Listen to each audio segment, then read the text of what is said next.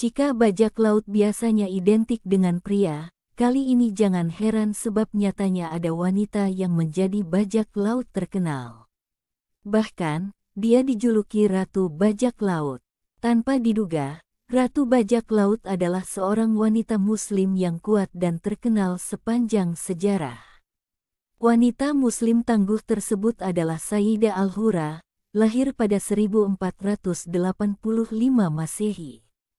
Sayyidah Al-Hura berasal dari keluarga Muslim penting di Andalusia. Dia adalah keturunan dari Syarif Abde As-Salam Al-Alami. Masa kecil Sayyidah bahagia dan aman, namun diselimuti oleh pengingat terus-menerus tentang pengasingan paksa dari Granada. Selama masa kecilnya, dia diberi pendidikan kelas 1.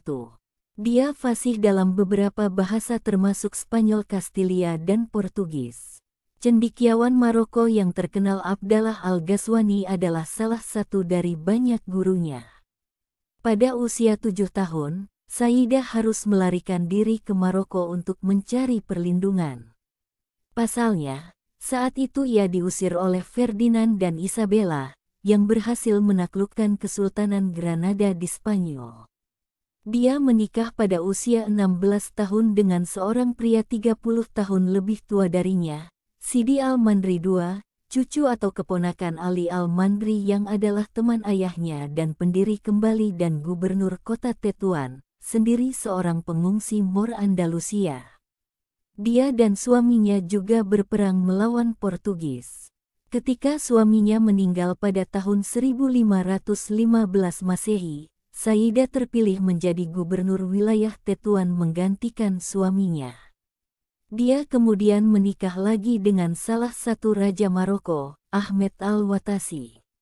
Nama Sayyidah Al-Hura sebenarnya berarti wanita yang mulia, mandiri dan bebas.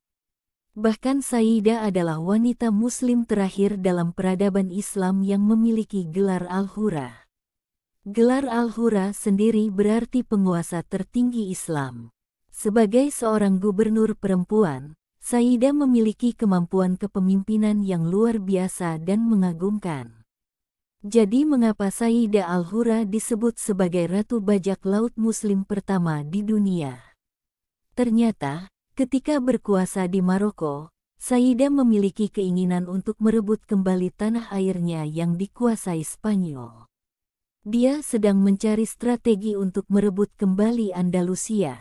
Belakangan, dia juga menemukan bahwa pertempuran laut adalah salah satu cara paling efektif untuk merebut Andalusia. Sayyidah berusaha menguasai salah satu jalur laut Eropa dan Timur Tengah dengan membentuk aliansi dengan Perdana Menteri Barbarossa Al-Alger dari Turki.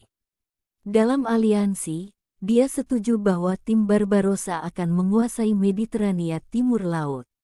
Sedangkan dirinya berencana untuk menguasai sektor barat.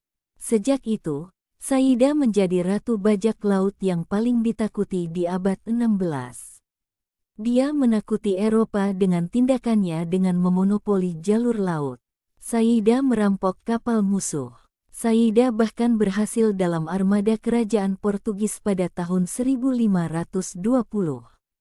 Dia juga menjadi Ratu Bajak Laut Muslim yang ditakuti oleh banyak orang di seluruh Eropa. Setelah kematian suami pertamanya, kekuasaan kepemimpinan Sayyidah tak tertandingi. Dia berusaha menunjukkan bahwa dia mampu memimpin. Pada saat itu, Sayyidah telah membentuk koalisi perintis yang mampu mendorong umat Islam untuk melawan dominasi Eropa. Bahkan Utsmaniyah menganggap mereka sebagai pejuang yang selalu berjuang untuk kemerdekaan sampai titik darah penghabisan. Sejak itu, Sayyidah Al-Hura telah menjadi penguasa bajak laut yang tak terkalahkan dan penguasa Mediterania Barat. Sayangnya, kepemimpinan Sayyidah Al-Hura jatuh karena kudeta yang dipimpin oleh menantunya pada tahun 1542. Sayyidah kembali ke kampung halamannya di Cecaowen dan meninggal pada tahun 1561.